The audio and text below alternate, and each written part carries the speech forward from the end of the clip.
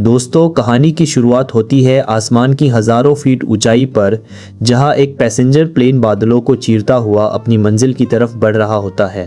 Plane के अंदर Jack नाम का एक शख्स खिड़की के पास चुपचाप बैठा है। बाहर से देखने पर वह बिल्कुल सामान्य इंसान लगता है, लेकिन उसके अंदर एक ऐसा तूफान चल रहा है जिसके बारे में किसी को जरा भी अंदाजा नहीं है। जैक अपनी गरीबी और बदहाल जिंदगी से इतना टूट चुका था कि उसने एक खौफनाक फैसला कर लिया था। उसने सोच लिया था कि अगर वह इस सफ़र में अपनी जान गंवा देता है तो उसके मरने के बाद मिलने वाले इंश्योरेंस के पैसे कम से कम उसके परिवार की ज़िंदगी बदल देंगे। लेकिन उसे क्या पता था, किस्मत उसके लिए कुछ और ही लिख चुकी है। अचानक मौसम का मिजाज बदलने लगता है। चारों तरफ काले बादल छा जाते हैं। तेज हवाएं प्लेन को बुरी तरह झकझोरने लगती हैं और तभी एक भयानक बिजली सीधे प्लेन के इंजन पर गिरती है। धमाका इतना जबरदस्त होता है कि पूरा प्लेन हवा में ही दो हिस्सों में टूट जाता है। चीख पुकार, अफरा तफरी और अगले ही पल प्लेन का अगला हिस्सा सीधा एक रहस्यमयी और सुनसान आइलैंड पर जाकर क्रैश हो जाता है। उन्हें बिल्कुल भी अंदाज़ा नहीं था कि यह हादसा उनकी ज़िंदगी का सबसे डरावना मोड़ बनने वाला है। मलबे के बीच दबा हुआ कैप्टन धीरे धीरे होश में आता है।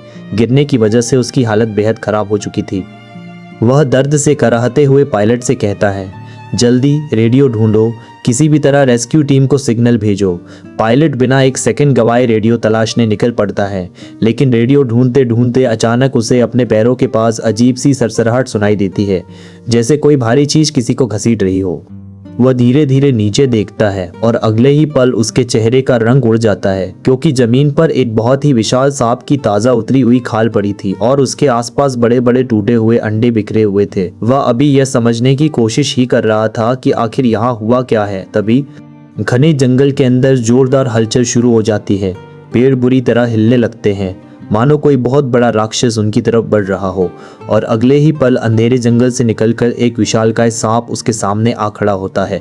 उसकी आंखों में सिर्फ गुस्सा था, क्योंकि उसने अपने टूटे हुए अंडे देख लिए थे। अब वो पूरी तरह पागल हो चुका था।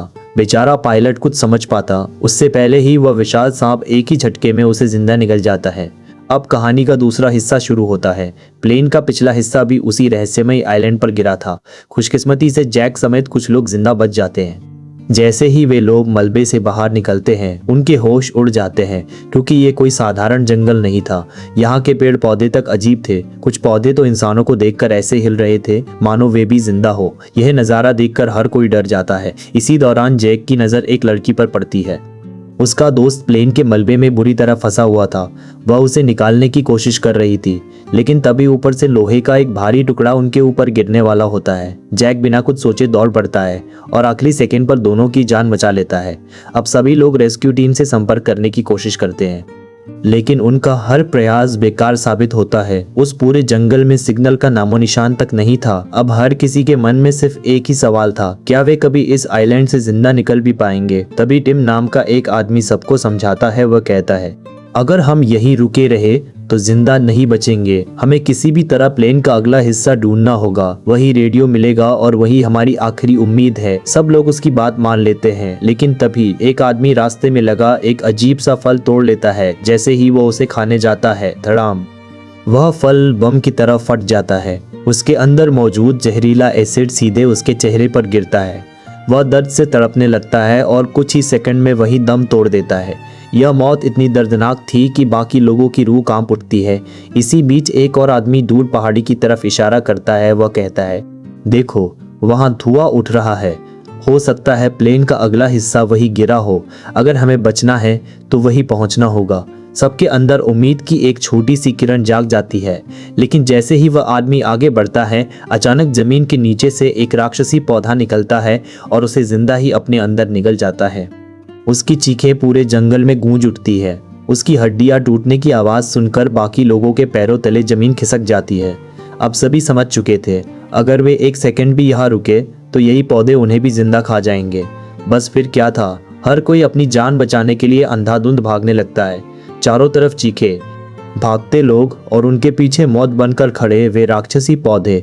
भगदड़ में कई लोग उन्हीं पौधों का शिकार बन जाते हैं। एक एक करके वे सबको निगलते जाते हैं। इसी अफरा तफरी में जैक नीचे गिर जाता है और उसके हाथ में फिर से वही इंश्योरेंस वाला कागज आ जाता है। कुछ पल के लिए उसे लगता है शायद अब उसकी मौत तय है।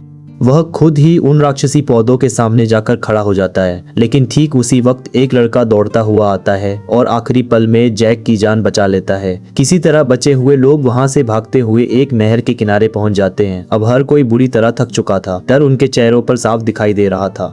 लेकिन असली डर अभी खत्म नहीं हुआ था, क्योंकि यह रहस्यमयी आइलैंड अभी उन्हें अपने सबसे खौफनाक रहस्य दिखाना बाकी था।